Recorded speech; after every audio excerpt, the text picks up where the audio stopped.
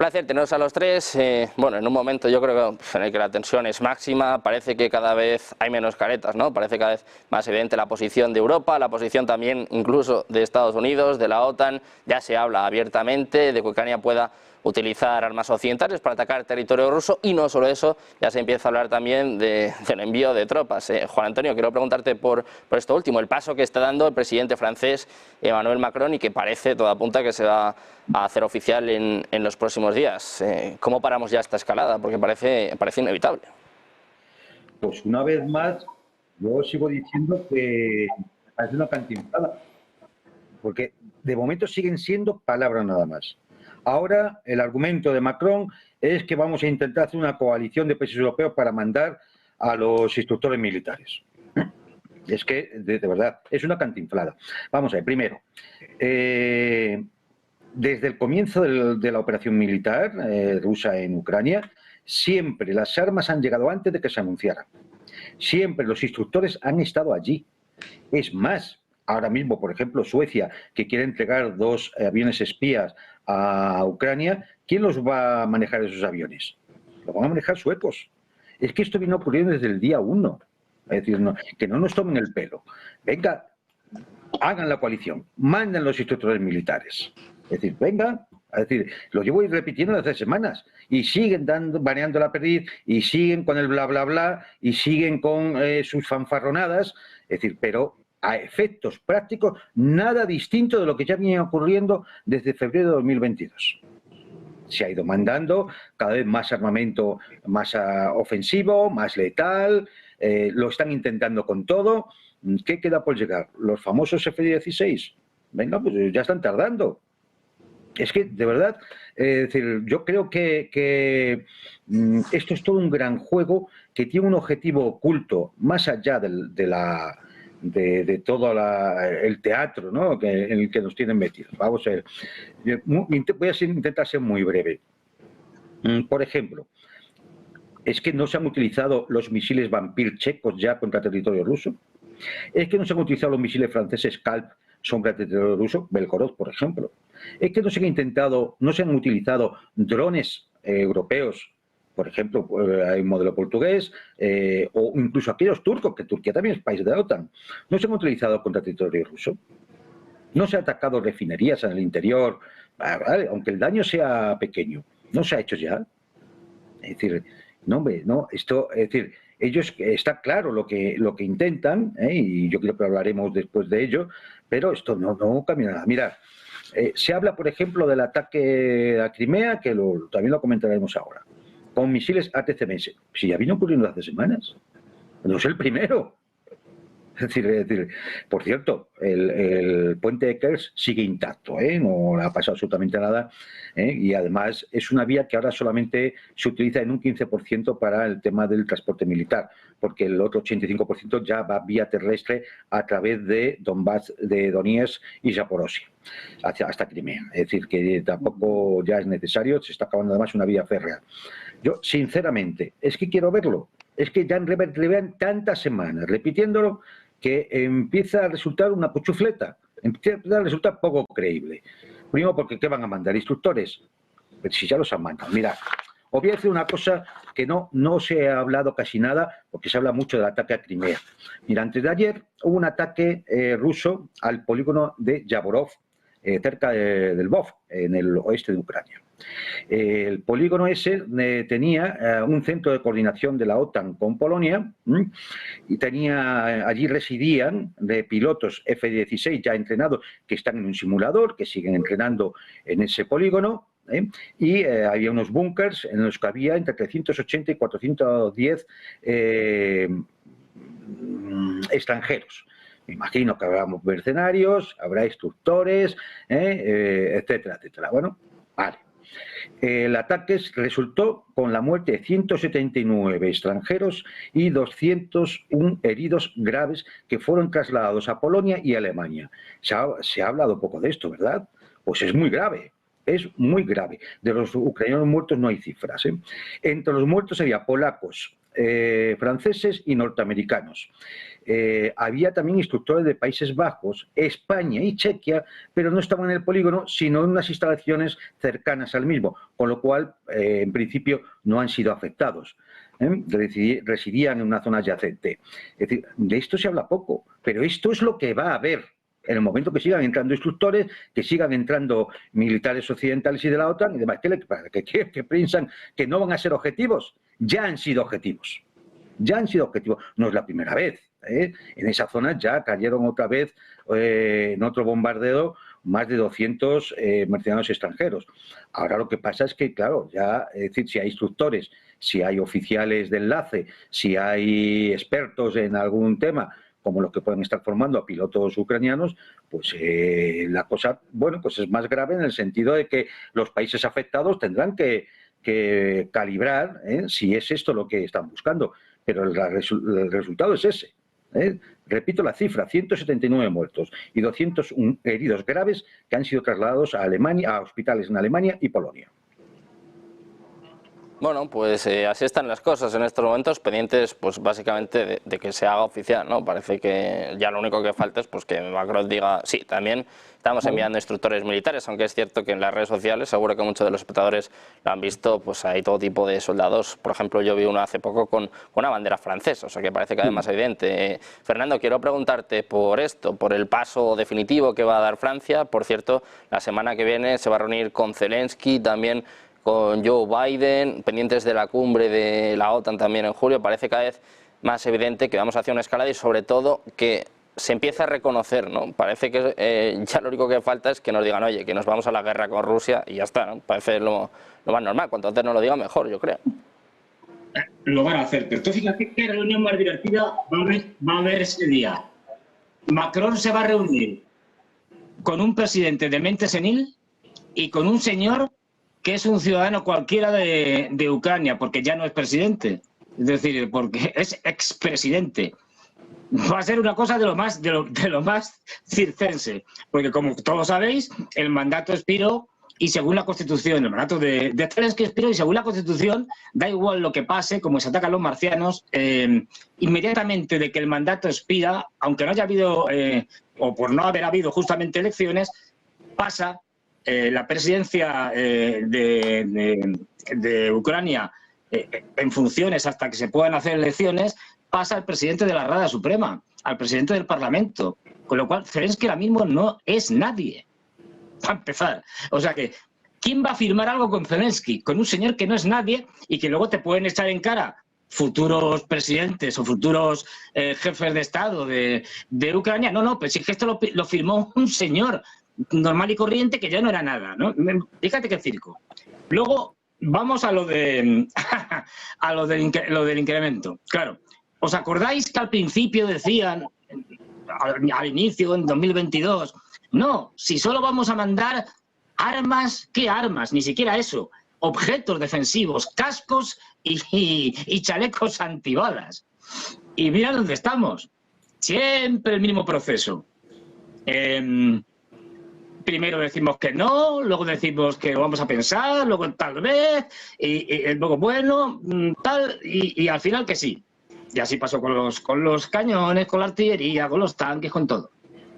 ¿Alguna de estas cosas ha cambiado el sentido de la guerra? O digamos, ¿quién está ganando? No.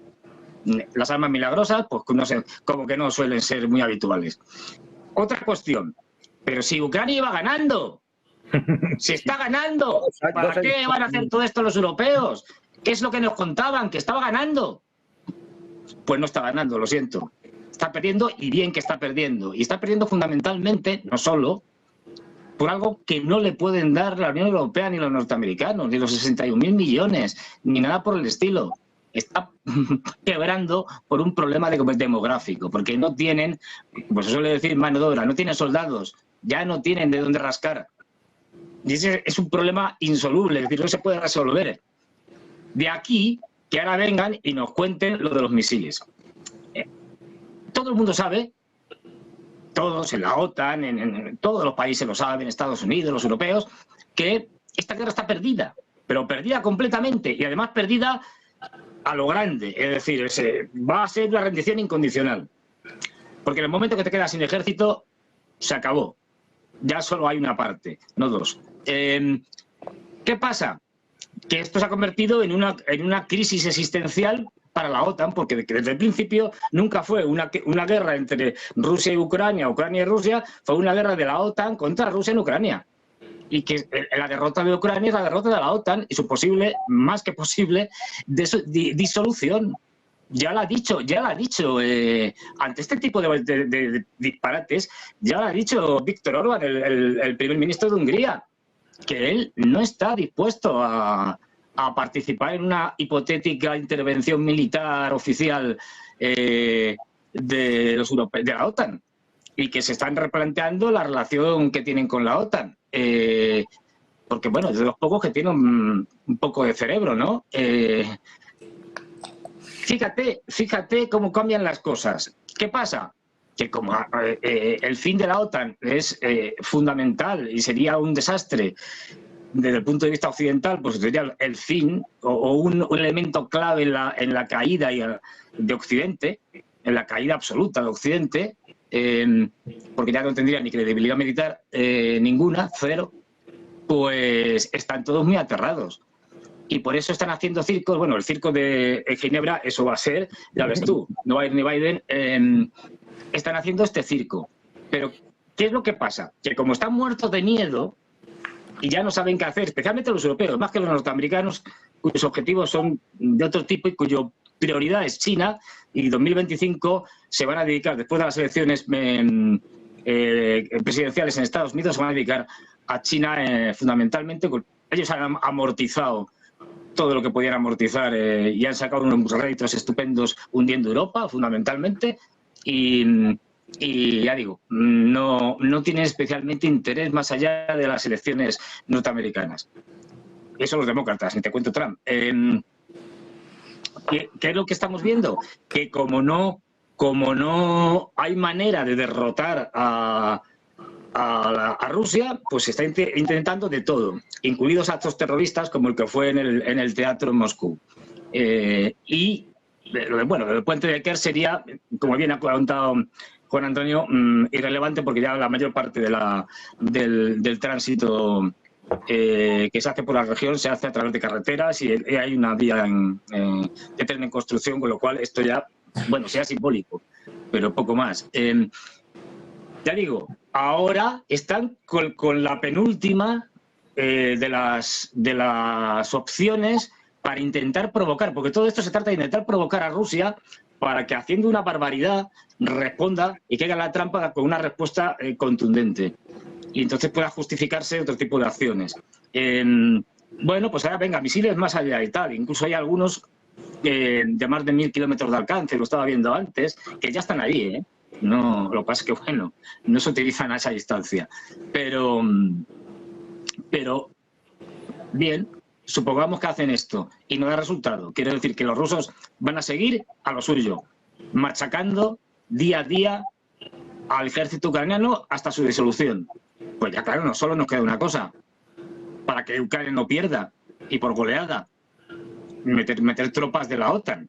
Esto en el marco de la chifladura de esta gente que cada día está, no sé, peor de la cabeza, por decirlo suavemente. Y lo terminarán haciendo, porque están muertos de miedo y porque saben una cosa, y es que Europa es irrelevante, y que Europa, si pierde la poca credibilidad que le queda con la OTAN y con la Unión Europea, pues se acabó un periodo de 500 años, si queréis, de dominio de Europa y luego del dominio del hijo bastardo de los ingleses, Estados Unidos, y hasta aquí hemos llegado y se acabó, punto, nos guste o no nos guste. Y esto la gente no se resigna a ello y está dispuesto a llevar a Europa a una sangría si hace falta, porque no olvidemos, toda esta gente, pues como lo hemos dicho alguna vez, son un club, además en el caso de la Unión Europea, pues son un club de mafiosos. La Unión Europea es una organización mafiosa, como ha demostrado hace poco, es decir, una panda de criminales mafiosos, como han demostrado cuando han amenazado el comisario de de vecindad, me hace gracia lo de vecindad, y ampliación de la Unión Europea, cuando han amenazado directamente al primer ministro de Georgia que si no derogaba o echaba para atrás una ley sobre organizaciones, le podía pasar lo que a Fico o Fico, como parece que se dice, al primer ministro de Eslovaquia, que intentaron asesinarlo. Por suerte no lo han conseguido. Pues en plan estilo mafioso se lo dijo y dijo que cuidado, que le podía pasar lo que le pasó a Fico. Esta es la verdadera cara de la Unión Europea, ¿no? Y de la OTAN, por supuesto, de mafiosos, de criminales impresentables que van amenazando en el peor de los estilos mafiosos. Porque si no tienen el caché ni la gracia que tenía, por ejemplo. Así que esto es lo que tenemos y desde luego estos van a ir porque tenemos los nórdicos, tenemos los bálticos diciendo verdaderas barbaridades, tenemos a los polacos, por supuesto a los británicos que están encantados de la vida y estos van a y Francia que quiere aquí ser la cabeza de ratón y estos van a incluirlo y cuando empiecen a llegar muchas bolsas que ya no puedan ir diciendo no, ha sido un accidente de coche, no, ha sido un accidente de esquí o de lo que sea, pues la OTAN terminará viendo y con una pared derrotada y una OTAN derrotada. Pues, y con un precio que pagaremos grande. Pues así está, Fernando, la Unión Europea. La misma pregunta le quiero trasladar a Emiliano. ¿Cómo es la situación y sobre todo los pasos que se están dando ya no solo en Europa, ¿no? También en toda la OTAN? Como decía al principio, parecía que había cierta división, ¿no? Por ejemplo, Alemania se negaba, Italia parece que sí que sigue, pero Macron, bueno, pues parece que está presionando a sus socios y cada vez parece que hay más unanimidad, ¿no? Parece más evidente, primero, que vamos a dejar que utilicen nuestras armas, las armas occidentales, para atacar en territorio ruso y también que se van a terminar enviando tropas. Quiero saber cómo ves tú toda esta cuestión.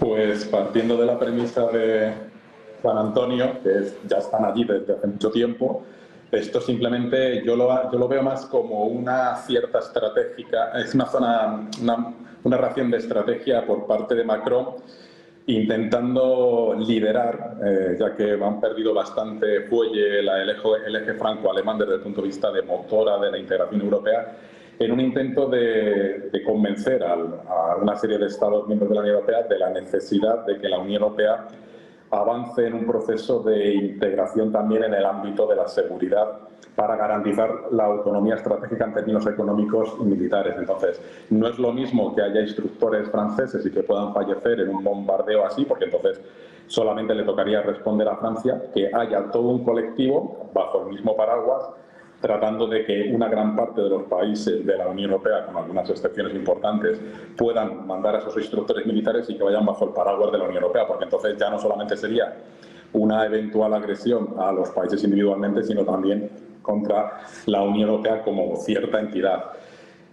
Como siempre, tengo una visión diferente que la que ofrece Fernando de la dinámica europea y de las actitudes y comportamientos de los dirigentes europeos, y en el fondo el Consejo de Ministros de Asuntos Exteriores que se ha celebrado esta semana, en el fondo han visto que la necesidad de profundizar en esa cooperación en el ámbito de la defensa y digamos el campo de acción fundamental ahora mismo para tratar de desarrollar esa cooperación más estrecha en el ámbito militar y defensivo, que ya veremos si funciona o no funciona con las dificultades de la toma de decisiones dentro de la Unión Europea, que debe ser por unanimidad, pues es Ucrania. Es decir, que creo que no cambia nada. Las líneas rojas las llevamos escuchando 2 años y cada vez conforme va avanzando la guerra, pues hay que cruzarlas, sea por parte de Estados Unidos, sea por parte de otros Estados miembros.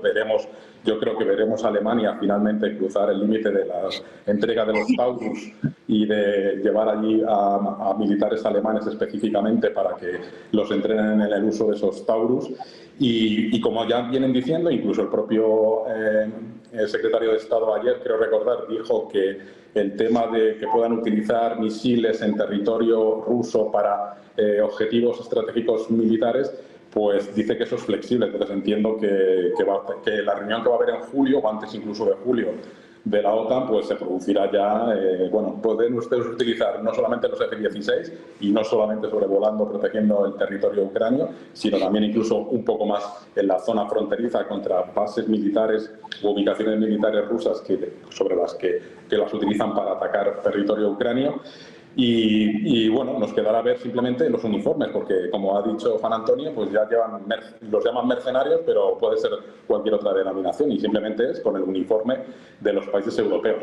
Obviamente, Hungría, por ejemplo, pues dudo que participe. De hecho, me he quedado bastante sorprendido que firme un acuerdo con Bielorrusia para la construcción de un reactor nuclear. Es decir, ya Hungría no solamente se desmarca de todo, sino que además incluso colabora con Bielorrusia a efectos de construir un reactor nuclear. Yo vuelvo a decir que si no quieres estar en un club, pues nadie te obliga. Entonces, como han hicieron los británicos, pues salte de este club, pero no quieras que se te ayude económicamente, pero luego te desmarques directamente de todas las posiciones estratégicas que son necesarias para que la Unión Europea no pierda fuelle.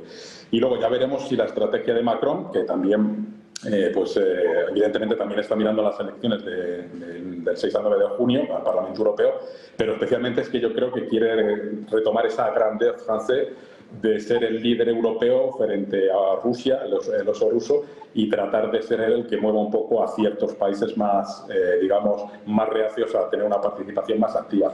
Y luego también, como mencionaba Fernando, pues habría que avisar al gobierno español, al portugués y al belga que los 3 acuerdos que ha firmado en la reciente visita de Zelensky aquí pues son papel mojado, porque si no tiene ninguna funciones como presidente ni tiene ninguna competencia para comprometer al Estado de Ucrania, pues los 3 acuerdos de cooperación o asistencia mutua en materia de defensa pues son absolutamente inválidos porque no tendría la competencia para haberlo firmado con estos 3 países. Y luego con Kerch, que lo ha mencionado también Juan Antonio, pues, o sea, Kerch da igual que sea importante ya estratégicamente o logísticamente. Kerch es un símbolo, es el símbolo de la unión de Rusia con Crimea. Y por lo tanto, el objetivo de los ucranianos y del resto de Europa y especialmente los británicos que han participado en varias operaciones en Crimea es tumbar ese puente, porque es la unión, simboliza la unión entre Rusia y Crimea. Por lo tanto, si en algún momento en este proceso Ucrania consigue una paz o gana, que ya veremos, que está muy difícil, como han mencionado por razón de la situación actual, lo primero que haría un presidente ucraniano sería tumbar el puente de Kerch, porque tiene una simbología que es que Crimea pertenece a Rusia y eso desde el punto de vista ucraniano es inaceptable, desde el punto de vista ucraniano. Entonces nos encontramos en esta situación y de nuevo con la presión ya no solamente de Macron, porque no nos olvidemos que los que están, digamos, calentando la retórica bélica es Polonia, son las 3 repúblicas bálticas y cada vez pues va increciendo y eso significa pues que en algún momento pues llegaremos a lo que se ha venido hablando aquí desde la invasión, que es que estemos en una tercera guerra mundial con mayor o menor intensidad, pero tercera guerra mundial.